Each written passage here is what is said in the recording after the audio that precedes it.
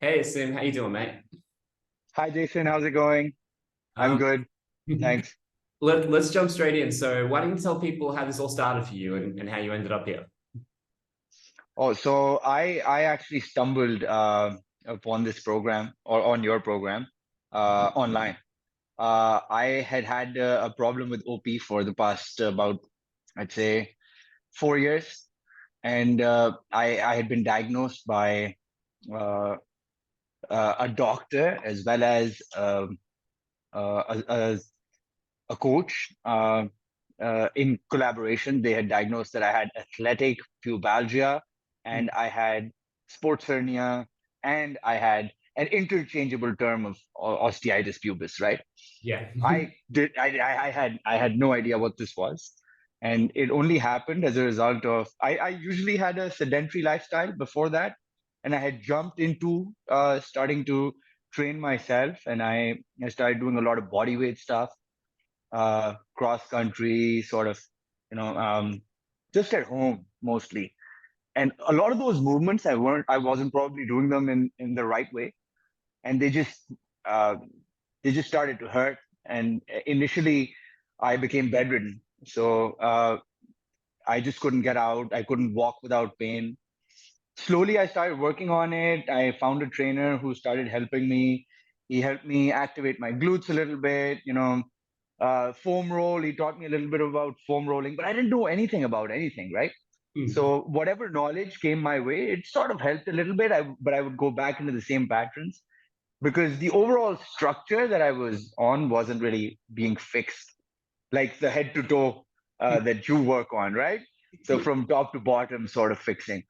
So yeah, so after a lot of frustration and hopelessness, my trainer actually left the country, and I didn't have a trainer. So I thought I might have to help myself, and then I stumbled on your program. I contacted you, and yeah, then we started on with this. So what was it like when you so once you kind of so we have the assessment and stuff, I start rambling at you stuff, and then I send you the spreadsheet and you just open it up and there's just a million videos. What was your headspace like when you started all of this kind of thing? I can't do this. My first reaction was, this is too much. It's overwhelming.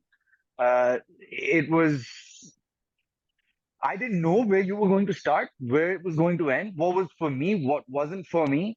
So initially, it was just like, am I even committed enough to get through this program? Uh, so yeah, but then I realized that I've just got to go step by step. I've got to communicate with you, and then yeah. But it was overwhelming. It was very overwhelming to see that entire sheet. It's pretty comprehensive.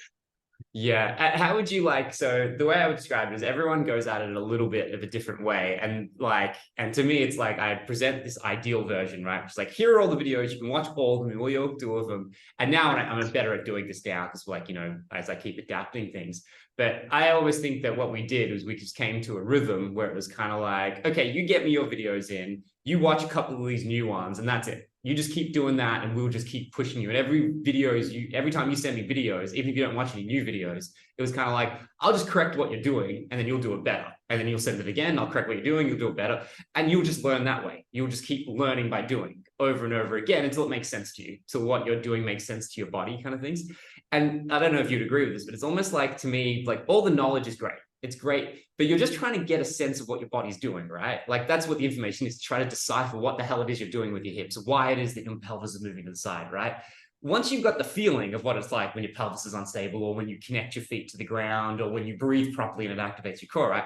It's you don't need any of that information. It's just not important. It's just that you breathe properly and you feel solid, stable when you do an exercise. And that's great. And then eventually you breathe properly when you're running and your spine feels stable and secure. And that's great. And then you don't feel pain, right? Is that kind of how you would describe it? We just kind of found a rhythm in I, that? I would agree 100%. I think I would like to add to that I think the program is not a solution. It's the program in itself is not 100% solution for your problem. Mm. Program is knowledge, and you're sort of showing the right way to do it, and then it's a journey that sort of continues, right? Yeah. And it's like a class that you take and you learn, and then you apply later.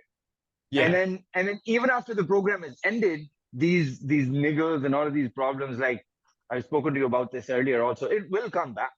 Hmm. You've just got to, then you will have the tools to deal with it. Yeah. So I guess it's more about the understanding of what's going on with the body, where it's going wrong, and what's the right way of doing it. And yeah, so Yeah, it's funny because like you mentioned like that. So one, that's why I'll never get to just sit on a beach and collect money, which would be great. I'd like to just sit on a beach and help people without actually having to do anything. That would be awesome. But it's probably never going to happen. But like, it's just this thing is like, because, you know, people sometimes will come to me, right? So anyone watching this, like, you might be like, oh, I'm feeling X amount better, or I'm an athlete, or I'm this, like, and I'm always kind of like, no. The exercises are all the same. It doesn't matter if you're an athlete, a pregnant woman, it doesn't matter, right? Every human body has the same parts, like the same femurs, the same legs, the same things. So all the same movements need to be, you need to be able to squat, you need to be able to activate your feet, you need to be able to breathe properly, right? But the difference is kind of like, well, you, Asim, might have trouble with your foot connection, whilst the lady coming off pregnancy may really have problems with that seatbelt and the breathing and stuff like that, because the baby went and stretched it all out and made it really hard to do those things. And so then when we get together, you might just need a bucket load more help with your feet. She might need a bucket more load help with the things. But when she shows me her doing her foot connection, I'm just like, cool, you got it. Let's move on. Why would we waste? And when you show me your breathing, I'm just like, cool, we'll move on. Why would I bother, right? And even then, if you like take that then into now, right? So you're trying to keep your body balanced, and like, you know, it was like that mechanic thing, right? Be your own mechanic kind of things, right? You're trying to keep your body balanced, but really what you're always trying to do is you're trying to like assess yourself and just be like, hey, why? I've got a niggle. What's not working anymore? Is it my foot connection? Back up and lazy, right? And once you can do that, then you don't need people like me, because you can just go in there and tinker until you get it right. You may not do it as efficiently as I would, but like you'll feel way more satisfied doing it yourself, kind of thing. Well, at least that's, I hope, is the end outcome for everyone once they get through all of it, sort of thing. yeah, for sure. For me, I can talk for myself. I think that's what the outcome has been. I really don't need to even get in touch with you anymore. After about 10 or 12 classes, I don't know. I think it took me 10 or 12 classes. I'm not sure.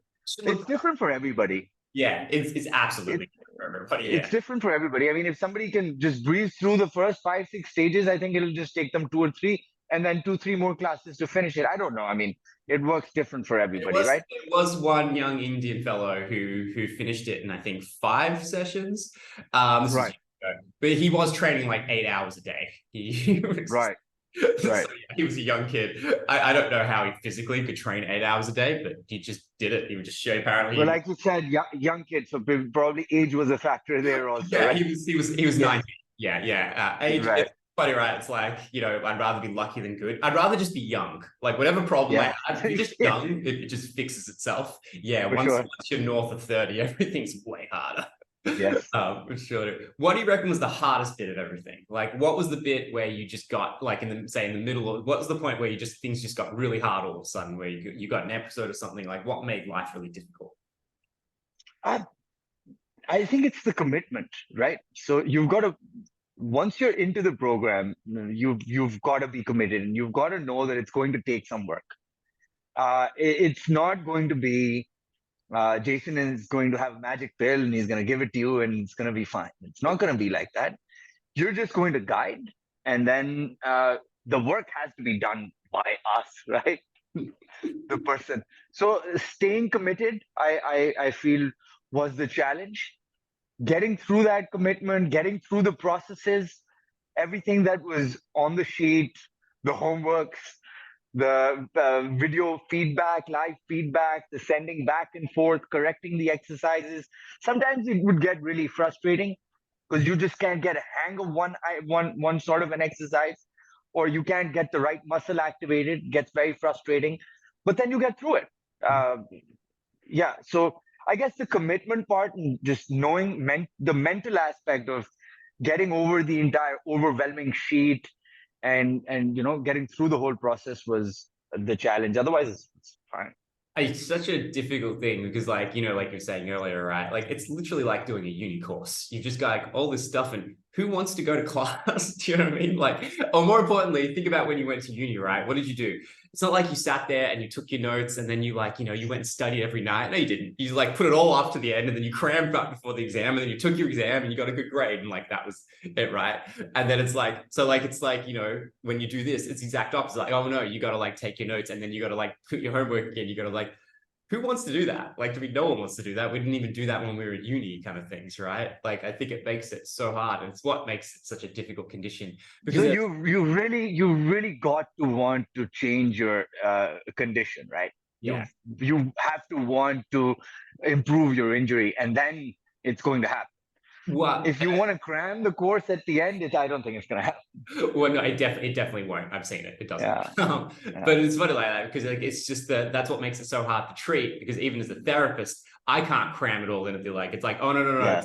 It's like, oh, your feet aren't activating correctly. Well, no, I can't let you go past. Like, it's like because it'd be easier. It's like, yeah, you're fine. Just let's go to the next exercise. It's like, oh no, I can't do that because it's like even I can't cram and fix it all at the end either. It's what makes this so hard to fix. Is because of like from the therapist side, you have to be on it and be like, like detailed and get everything right. And then from the like, what's it called? From the person doing it side, like, oh, the patient side, they have to be the same. So like both sides, and I think that's why it's such a hard condition to treat, is because you need both of those, like the therapist and the patient to be really onto it. And if one of them isn't, then it won't work, kind of things. And to be fair, like I've had so many patients who kind of make my job look easy because they're just like really focused, right? Kind of things. Whilst other times patients make me not look as good at my job. And a lot of times it's like, oh, no, I'm doing the exact same thing. It's just the patient either makes me look good or sometimes makes me look bad, sort of things. And then I often think like the skill of a therapist is trying to squeeze the most out of every patient, whatever they're capable of, right? Trying to figure out what's the way to motivate them and get them to kind of like go to the line. But it's hard. I often think I have an advantage though, because generally, like once I've seen someone, like it's been 4 years, right? Like at that point, you're pretty pissed off and over it. Like, I mean, I think you're willing to For commit. sure. Yeah. Yeah, yeah. Well, I was like, yeah, you get someone the first time and it's been like 6 months. It's like they might commit, but they like, it's not as likely kind of things. You get someone at the end of their rope, but it's like, all right, I've got to do something extreme kind of things. Yeah. Which is like sometimes when people like email me, they're like, oh, I've only had it for like a month. I'm like, that's really good. We could fix this really quickly. Like, Mm.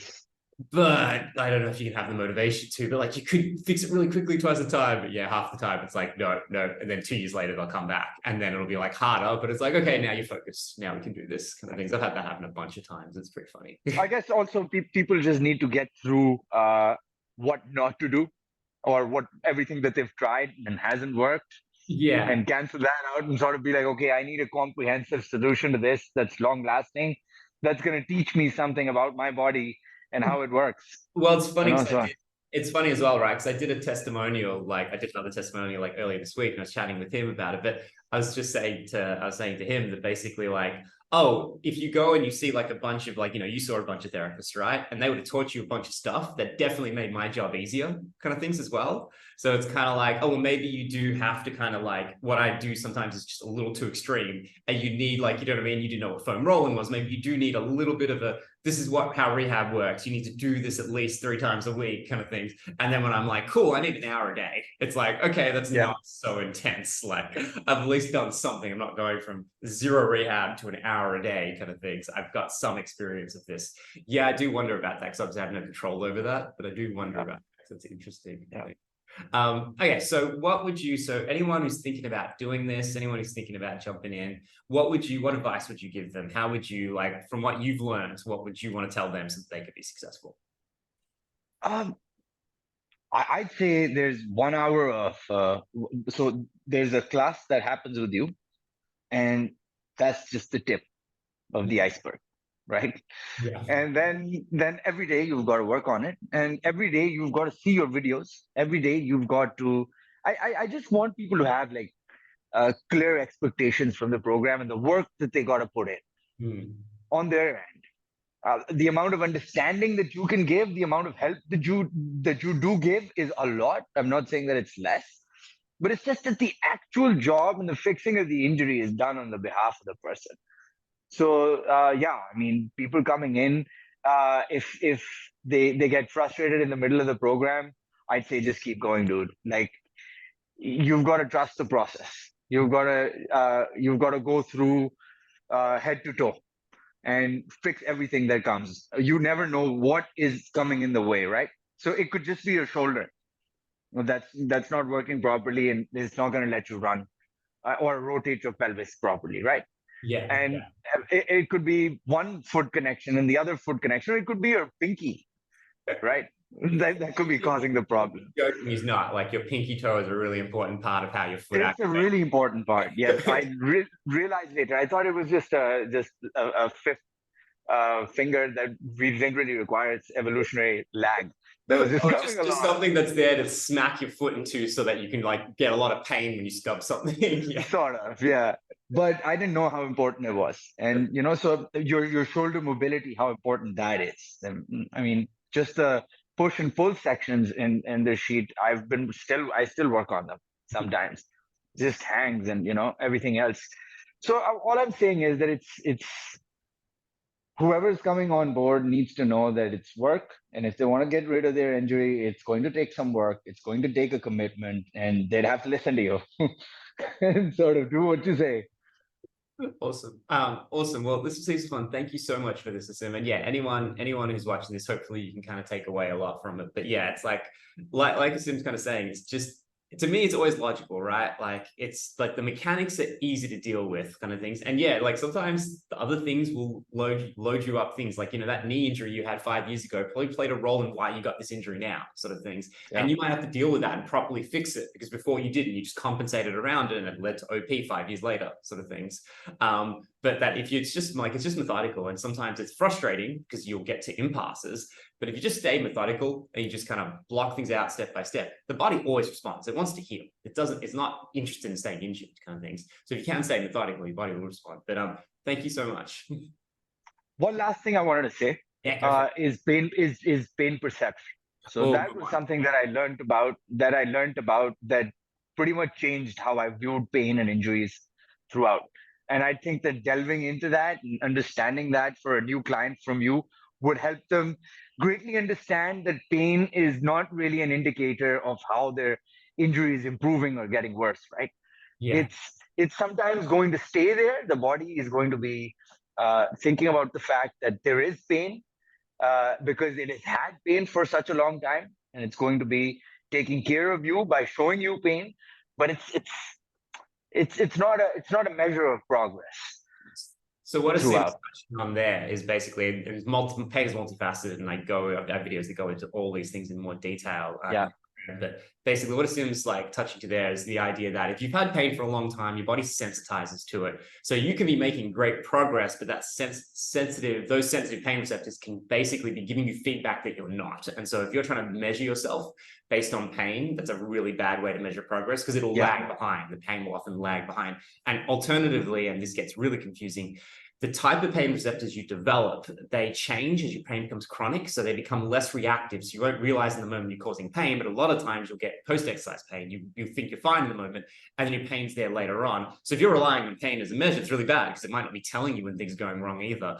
Whilst like the second that you can start trusting your body more and the activation that's occurring, your foot connection, your glute activation, stuff like that, then you can kind of focus on those things as a measure of getting better. If those things are getting stronger, then you're loading your body the right way. If you're loading the body the right way, you're not loading your OP areas, and they will heal in time, kind of things. Whilst if you're fixated on pain, it'll change. One day it'll be good, one day it'll be bad. It won't be connected to the changes you're making, so you have no control over it. So you'll feel hopeless, kind of thing. And eventually it will go away, So yeah. It's just the thing you can't control. Whilst you can control how you move, you can't control how your body will feel and the pain that you'll experience and how you'll interpret that pain. That takes so much longer. For sure. But thank you so much for all that. You're welcome, man. That was awesome. Let me just stop.